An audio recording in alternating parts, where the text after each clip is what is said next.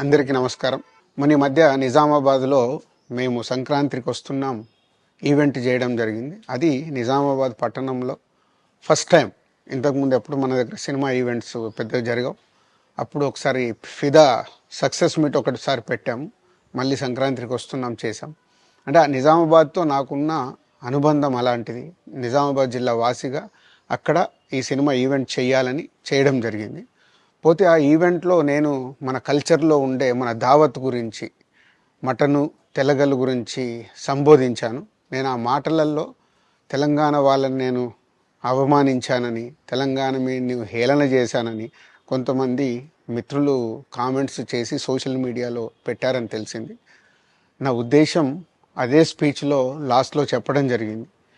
తెలంగాణ మన కల్చరు, మన దావత్తు నేను మిస్ అవుతున్నాను. సంక్రాంతికి 2 సినిమాలు రిలీజ్ అయ్యాక మన తెలంగాణ కల్చర్ దావత్ని నాకు చేసుకోవాలని ఉందని. సో మన కల్చర్ని అభిమానిస్తాను నేను. అదే అర్థం చేసుకోకుండా దాన్ని కొందరు సోషల్ మీడియాలో రాద్ధాంతం చేస్తున్నారని తెలిసింది. నిజంగా మీరందరూ ఆ మాట వల్ల ఏదైనా హర్ట్ అయి ఉంటే నన్ను క్షమించండి.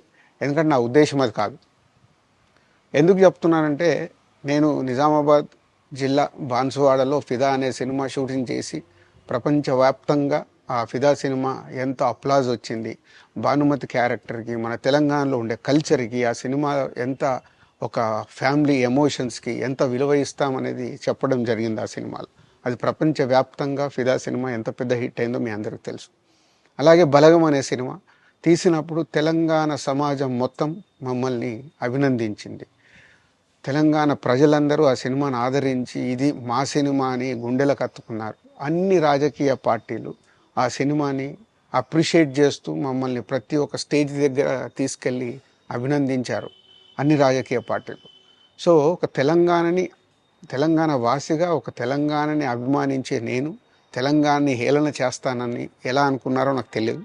పోతే దాంట్లో ఏదైనా మీ కమ్యూనికేషన్లో తప్పుగా అర్థమైంటే నన్ను క్షమించండి. మీ మనోభావాలు ఆ కొందరు ఎవరైతే దెబ్బతిన్నాయని అనుకుంటున్నారో వాళ్ళందరికీ నా విజ్ఞప్తి, మీ మనోభావాలు దెబ్బతింటే నన్ను క్షమించండి. ఇప్పుడు నేను ఒక సినిమా ఇండస్ట్రీ ఫెటర్నీ నుంచి ఎఫ్డీసీ చైర్మన్గా అయ్యాను. సో మీ అందరికి తెలుసది.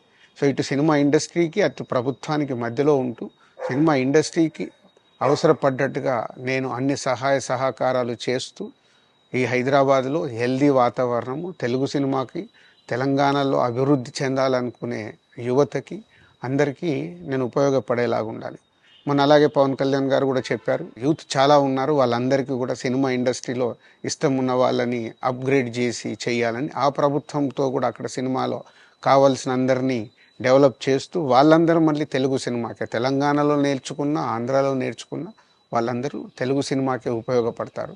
సో అందరికీ, తెలంగాణలో ఉండే అన్ని రాజకీయ పార్టీలకి నా విజ్ఞప్తి, నన్ను రాజకీయాల్లోకి లాగకండి. అలాగే ఎఫ్డీసీ అనేది కూడా సినిమాకి ఉపయోగపడే అలాంటి అభివృద్ధి పనుల గురించి అవే చేస్తాను తప్పితే అది రాజకీయాలకు సంబంధించింది కాదు.